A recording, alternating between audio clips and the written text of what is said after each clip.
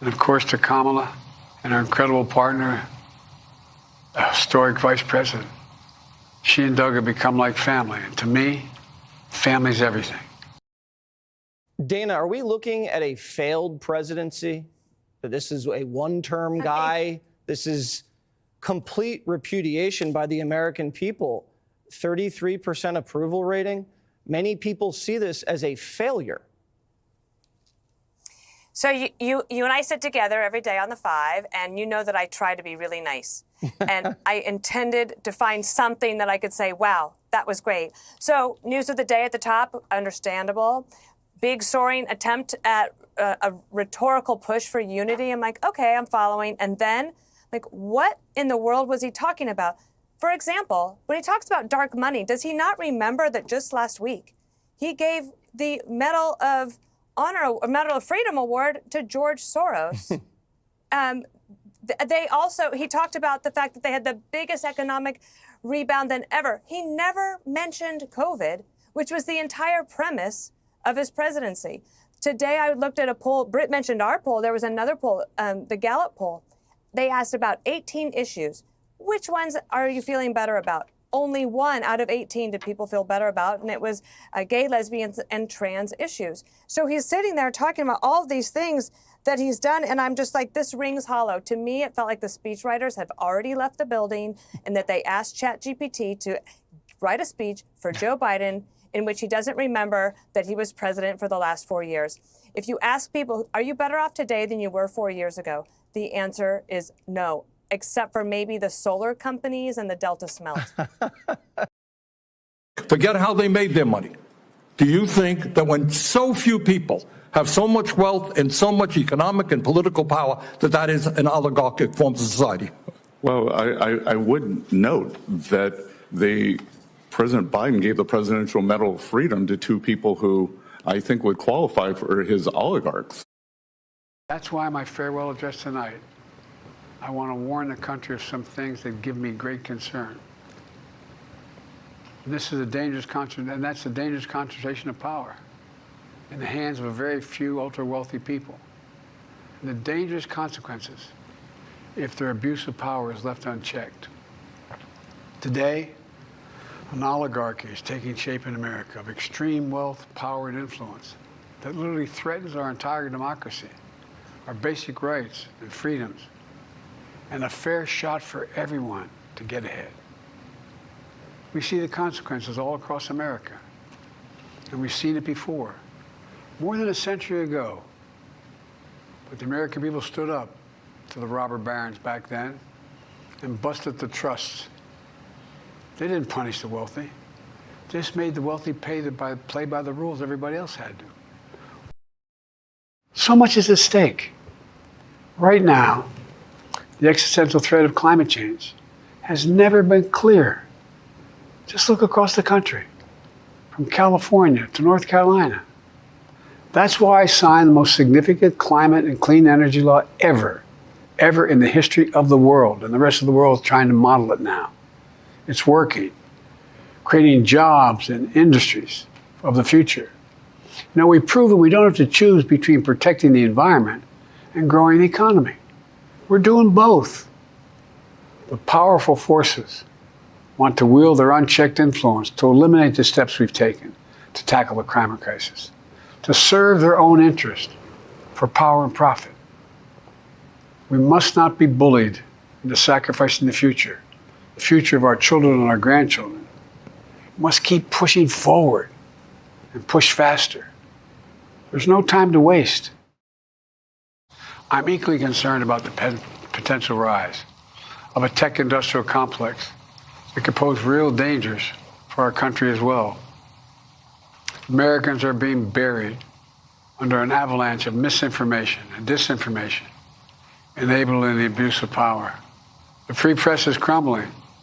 Editors are disappearing. Social media is giving up on fact-checking. The truth is smothered by lies told for power and for profit.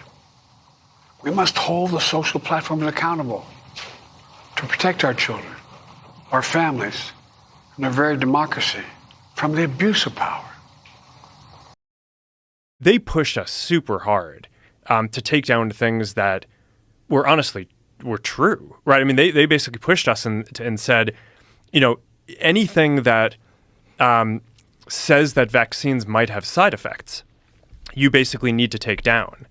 And I was just like, well, we're not going to do that. Like, we're clearly not going to do that. I mean, that is kind of inarguably true. Who is they? Who's telling you to take down things that it was that talk people. about vaccine side effects? It was people in the Biden administration. These people from the Biden administration would call up our team and like scream at them and curse, and it's like these documents it's all kind of out there. Did you record any of those phone calls? I don't think we.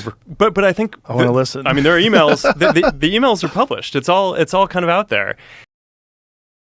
I think the way he's leaving office has been, frankly, pretty terrible. He's going to be remembered for a few things.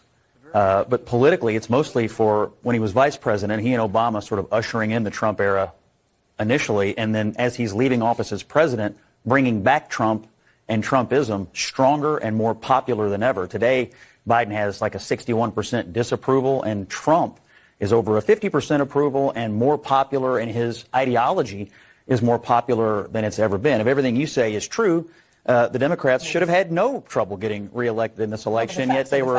It's an issue of a communications failure. I know, and for Democrats, it's always been about communication and no introspection about the policies that led to him leaving office as one of the most unpopular presidents. When I watch this tonight, I remain astonished that he, his family, and other people around him thought he could ever run for another term. I mean, there's no way he could serve another 6 months, let alone another 4 years. The fact that they pursued that farce for as long as they did, to me, remains one of the most astonishing things about this term. So, Long ago in New York Harbor, an ironworker installed beam after beam, day after day. He was joined by steel workers, stonemasons, engineers. They built not just a single structure, but a beacon of freedom. The very idea of America was so big, we felt the entire world needed to see. The Statue of Liberty.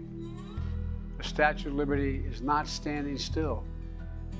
Her foot literally steps forward atop a broken chain of human bondage. She's on the march, and she literally moves. She was built to sway back and forth to withstand the fury of stormy weather, to stand the test of time because storms are always coming. She sways a few inches, but she never falls into the current below. An engineering marvel. The Statue of Liberty is also an enduring symbol of the soul of our nation. A soul shaped by forces that bring us together and by forces that pull us apart. And yet, through good times and tough times, we've withstood it all.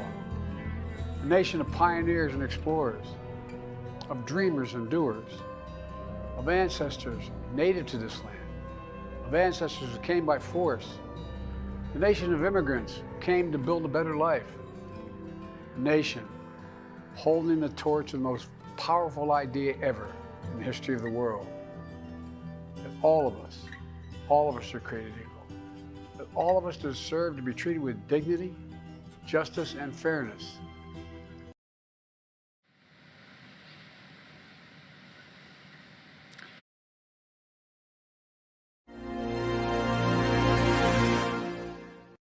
Freedom is indivisible, and when one man is enslaved, all are not free.